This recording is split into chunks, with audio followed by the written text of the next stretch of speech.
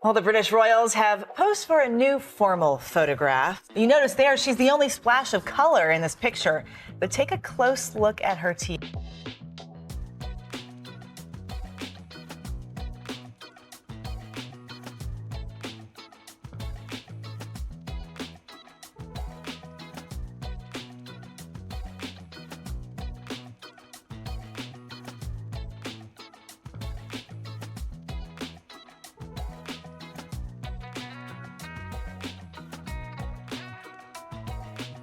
Well, Meghan has to be in control. Meghan copied Kate's style not once, not twice, but an astonishing 15 times. And number 9 is the moment that left even her most loyal supporters struggling to explain it. The similarities didn't start small either.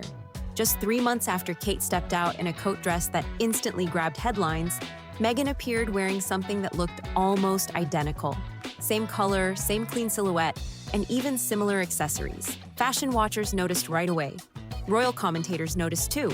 Soon the entire internet was comparing photos side by side. But that coat dress moment was only the beginning. Analysts and style observers later pointed out that there weren't just 1 or 2 similarities. They counted 15 separate occasions where Meghan's public appearance closely mirrored outfits or themes that Kate had already introduced. The outfits, the causes, the carefully built public image, it all started to look strangely familiar. And when you reach number 9 on the list, the reaction online becomes impossible to ignore. That particular moment created a wave of debate, even among people who usually defend Meghan. When viewers see that moment, many say they finally understood why the discussion exploded across social media. And then there's number 12. That one pushed the conversation even further than anyone expected. The resemblance between the two appearances was so obvious that palace watchers immediately began talking about it. How Meghan was humiliated for copying Kate's looks. Meghan's most recent public engagement attracted some attention. Although her case of bullying of the royal staff has not been clarified yet, she still met with some Californian students to discuss mental health and well-being. In the royal spotlight, every detail is noticed, and repeating such a recognizable look naturally drew attention. So the big question people continue asking is simple. Was this all coincidence? Was it admiration for a fellow royal's fashion sense? Or was something else going on behind the scenes? There's always a thin line between inspiration and imitation, and critics argue that line may have been crossed more than once. To understand how this discussion started, many observers point to what they call the pearl pattern. Pearls became one of Catherine's most recognizable style signatures. From elegant pearl drop earrings to classic necklaces and delicate bracelets, the look connected her to generations of royal tradition, while still feeling fresh and modern. Over time, pearls became closely associated with her public image.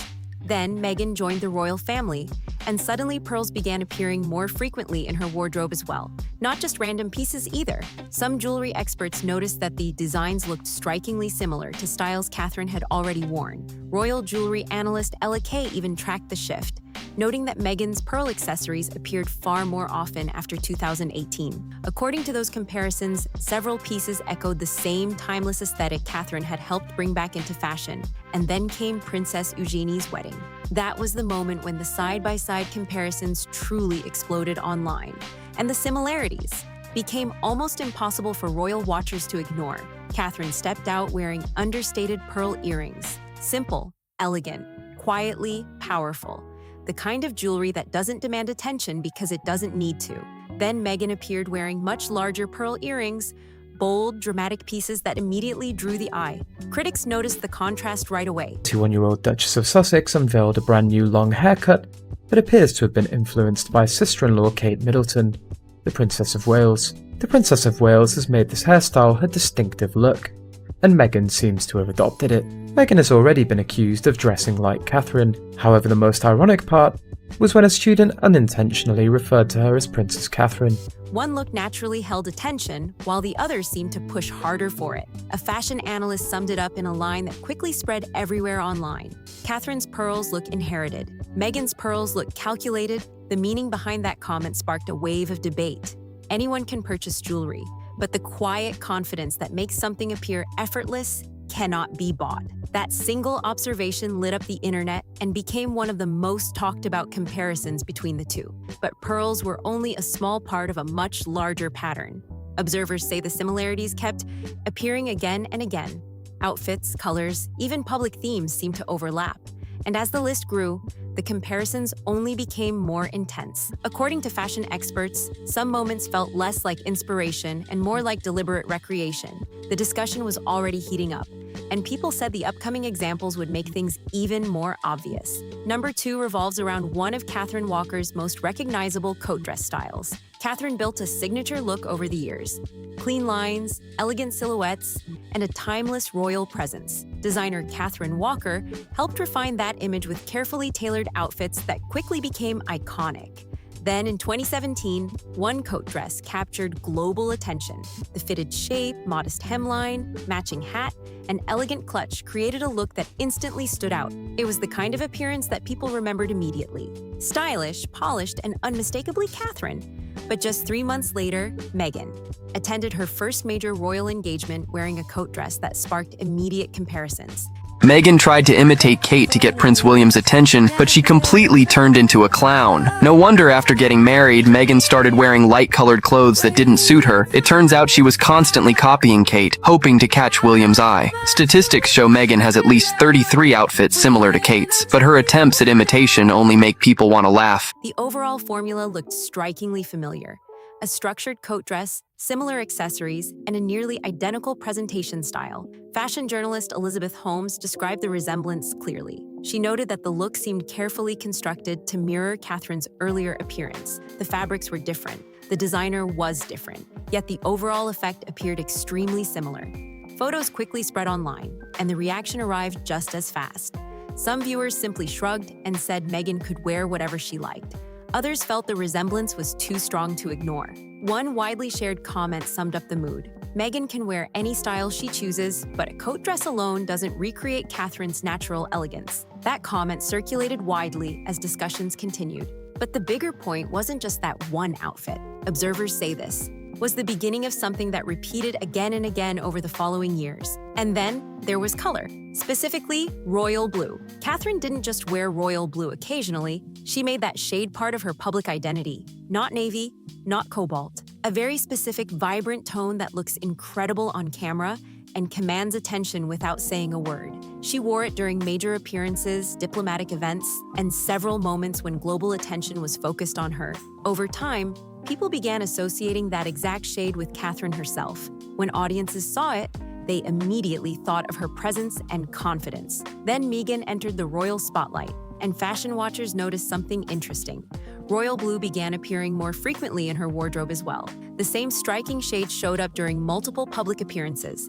Fashion blogger Emma Louise tracked the pattern and pointed out Kate's outfits are all tailor-made to perfectly complement her grace and poise. And however, Meghan blindly chooses the same styles but fails to shine like Kate. Instead, she looks much older than her actual age, with dull skin, like the ugly duckling standing next to Kate. The most ironic thing is that a student once accidentally called Meghan Princess Catherine, showing how Meghan completely lost herself and truly became a joke. that Meghan's use of royal blue increased noticeably. After joining the royal family, the color itself isn't unusual, of course, but critics argued the specific tone looked remarkably similar to Catherine's well-known style choice. That's where the comparisons grew louder. When Catherine wore royal blue, many observers felt it appeared completely natural. It seemed to fit her image perfectly. When Meghan wore it, critics reacted differently. Comparisons flooded social media almost immediately. One fashion analyst described it in a short but memorable way. Catherine wears royal blue. Meghan borrows it. The comment sparked more debate about identity versus imitation. Some viewers felt Catherine had built a recognizable visual brand over many years. Others argued Meghan was simply exploring styles that worked well for royal events. But color was only the start. The next comparison involves something even more relatable: casual fashion. Catherine didn't just master formal royal style, she also created what many people call Duchess casual, perfectly fitted jeans, simple tops, white sneakers, and relaxed elegance that still looked polished. She managed to appear approachable while maintaining a sense of sophistication. One casual outfit became particularly famous: skinny jeans, a striped top, and white sneakers worn during Prince George's school sports day. The combination looked effortless and quickly became one of Catherine's most recognizable relaxed looks. Then, months later, Meghan appeared at a casual engagement wearing an outfit that looked extremely similar: skinny jeans, striped top, white sneakers.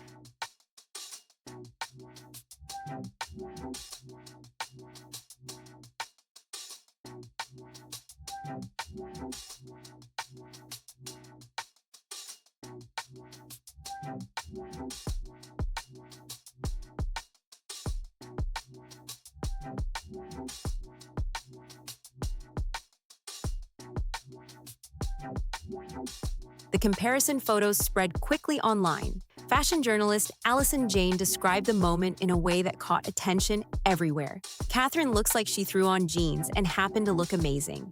Meghan looks like she studied Catherine's outfit and recreated it carefully. That sentence captured the feeling many observers had during those comparisons. Supporters pushed back, saying casual clothing is universal, and millions of people wear similar outfits every day. Critics argued the timing made the similarities harder to ignore. Another point that fueled the debate was Catherine's long-standing style history. She wore jeans and striped tops years before becoming a royal figure. Friends and photographers documented that look long before royal life began. Meanwhile, some observers claimed Meghan's casual wardrobe appeared to shift noticeably after joining the family. Before that point, her style leaned more toward polished Hollywood fashion. Afterward, critics say the choices started resembling Catherine's relaxed aesthetic more closely. Whether coincidence or influence, the timeline sparked constant discussion among royal fashion watchers, and those followers noticed everything. Then the conversation expanded beyond clothing into charitable work. Catherine spent years developing initiatives related to early childhood development. She worked with researchers, experts, and organizations to build programs focused on child well-being and family support. Her early years project became closely associated with her public mission. When Meghan joined the royal family, many people wondered what causes she would highlight. She had previously spoken about women's empowerment, gender equality, and representation.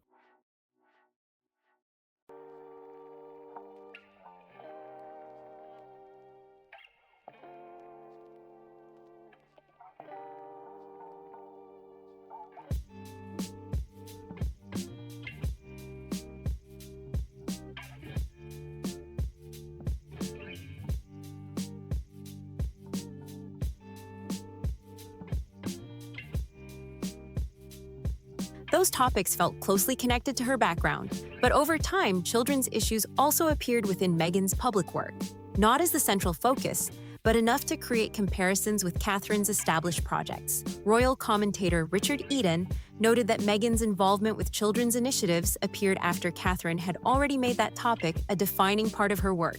Critics argued the timing looked strategic. Supporters said overlapping causes are common among members of the same institution. One story from a charity worker added another layer to the discussion. After meeting both women, the worker described their approaches differently. Catherine asks detailed questions because she wants to understand. Meghan asks questions because she knows she should. That observation circulated widely, although supporters of Meghan strongly disagreed with the interpretation. Still, the comparison became another part of the ongoing debate. Then came pregnancy style. When Catherine was expecting, the entire world watched her wardrobe closely.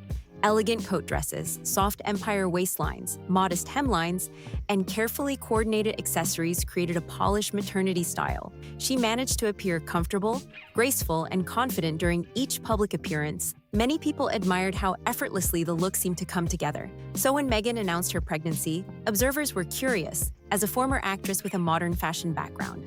Many expected her maternity style to look completely different. Instead, critics pointed out similarities again.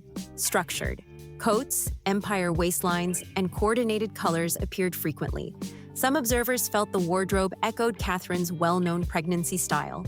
Fashion analyst Alicia Brunker commented that Catherine appeared to dress naturally for her body, while Meghan seemed more focused on the visual impact of each appearance. The difference, she argued, became noticeable in photos. Then one particular outfit created even louder comparisons. A dark coat dress with a strong focus on the baby bump reminded viewers of a similar look Catherine had worn during her pregnancy with Princess Charlotte. Online reactions varied wildly. Some viewers thought the similarities were harmless. Others said the comparisons were becoming difficult to ignore. And then there was the walkabout style. Catherine transformed how royal figures interact with the public. She kneels to speak with children at eye level. She spends time listening to people who waited hours to meet her. She accepts flowers and small gifts with genuine warmth. Body language experts have studied these moments carefully. Her smiles appear natural. She leans forward when people speak. A gentle touch on someone's arm or shoulder often shows empathy and connection.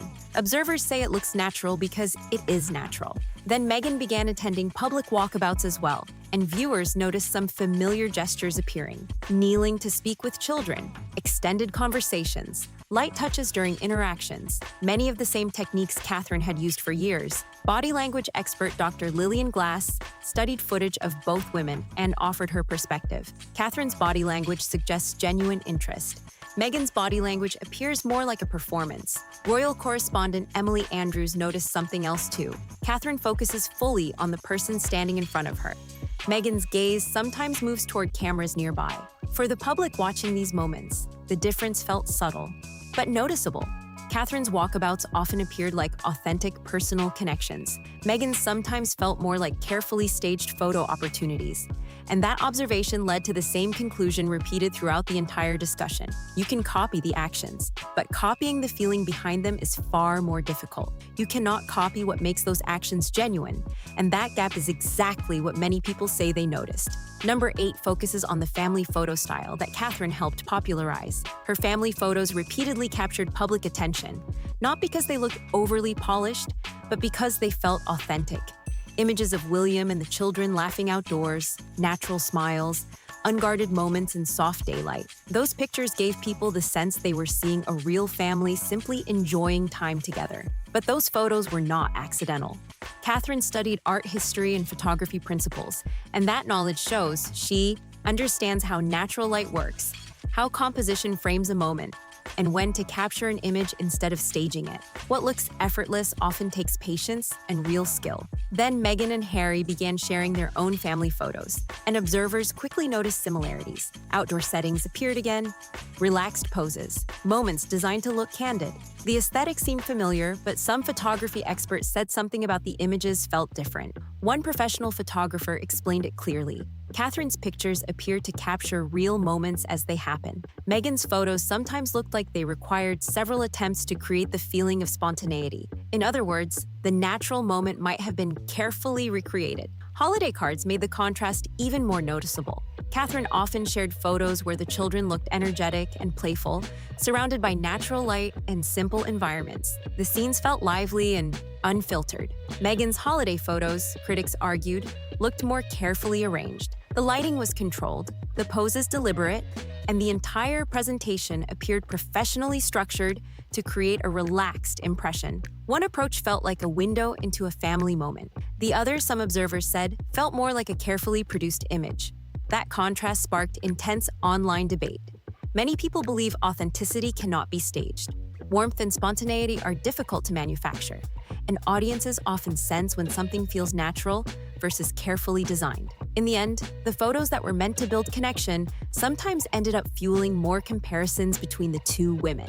Then came number 9, the moment that triggered one of the biggest debates of all. Years earlier, Catherine, William, and Harry launched a major initiative focused on mental well-being called Heads Together. The project involved years of planning, partnerships with experts, and consistent public engagement. Its goal was simple but powerful: encourage open conversations about mental health and reduce stigma. Catherine played an active role. She participated in panel discussions, filmed awareness campaigns, and spent time meeting families who were dealing with serious emotional challenges. Her involvement remained steady for years. Later, after Meghan and Harry stepped away from royal duties, mental health advocacy also became a central part of Meghan's public work. Interviews, foundation programs, and public speeches frequently addressed emotional well-being. Some commentators praised the attention the topic received, others noticed the timing and felt uncomfortable with the overlap. Royal commentator Angela Levin suggested that Catherine spent years quietly building credibility in the mental health space, while Meghan's advocacy appeared immediately at the center of global headlines. Supporters of Meghan strongly rejected that interpretation, saying, "Multiple voices working on the same issue only helps the conversation grow." However, critics argued that the contrast between gradual involvement and sudden visibility made the comparison unavoidable. Another moment intensified the discussion. Meghan began speaking publicly about mental health guidance and emotional resilience after leaving royal structures that had supported those earlier campaigns. For critics, that created tension. For supporters, it represented a continuation of the same conversation from a different platform. Either way, the comparisons were impossible to ignore. Number 10 brought an even more personal topic into the spotlight: motherhood. Catherine's public discussion of motherhood developed gradually over years and multiple pregnancies. She spoke openly about the emotional challenges parents face, including the stress and mental health pressures that come with raising children. At the time, those conversations were not common in royal settings. Her willingness to discuss those topics made many parents feel seen and understood. Later, when Meghan became a mother, she also spoke publicly about parental well-being, emotional support, and the importance of mental health during pregnancy and early childhood. Observers noticed similarities in the themes both women discussed. Parenting experts pointed out overlapping ideas about bonding, emotional resilience, and family well-being. Dr. Emma Swanberg explained that Catherine's story developed slowly across many years, while Meghan's public discussion appeared quickly and with strong messaging from the beginning. Then came the famous television interview, where Meghan described personal struggles related to motherhood and emotional well-being. Reactions were sharply divided. Some viewers praised her openness, others felt the timing created uncomfortable comparisons with conversations Catherine had previously led. One social media comment captured how some critics interpreted the difference. Catherine spoke about her challenges to support other mothers. Meghan spoke about hers to explain her own experience. Regardless of interpretation, audiences continued comparing the motivations behind both women's stories. The same pattern appeared again with diplomatic fashion. Catherine became known for using clothing to acknowledge the cultures she visited. When traveling internationally, she often wore designers from the host country or incorporated national colors into her outfits. Diplomats and cultural observers praised the gesture because it signaled respect without appearing forced. Later, during Meghan's international tours, similar strategies appeared. Local designers were featured, national colors appeared, and the same diplomatic fashion formula emerged. Some fashion critics applauded the effort. Others argued the approach felt more like a checklist. One Australian fashion journalist summarized the difference in a way that circulated widely. Catherine, wearing local designers felt like a natural extension of her personal style. Meghan wearing them sometimes felt like evidence that the cultural step had been completed correctly. Then came comparisons between international visits in Morocco and other regions.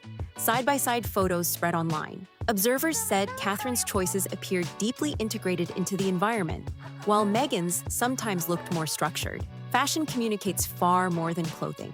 It sends signals about respect, curiosity, and cultural understanding. When audiences sense sincerity behind those choices, the message becomes powerful. When the message appears calculated, critics say trust can fade quickly. Number 12 moved beyond fashion entirely and into the question of royal roles. Catherine is widely recognized as the future queen consort because she is married to Prince William, the future king. That role comes with decades of preparation, training, and growing responsibilities. Royal. Historians often point out that Catherine spent years learning diplomatic protocol, public service expectations, and the complex traditions that accompany the monarchy. Some insiders say the late queen personally guided parts of that preparation. When Meghan joined the royal family, observers expected her to support that future leadership structure, alongside Prince Harry. However, analysts studying joint appearances noticed moments where Meghan appeared to position herself alongside Catherine, rather than in a supporting role.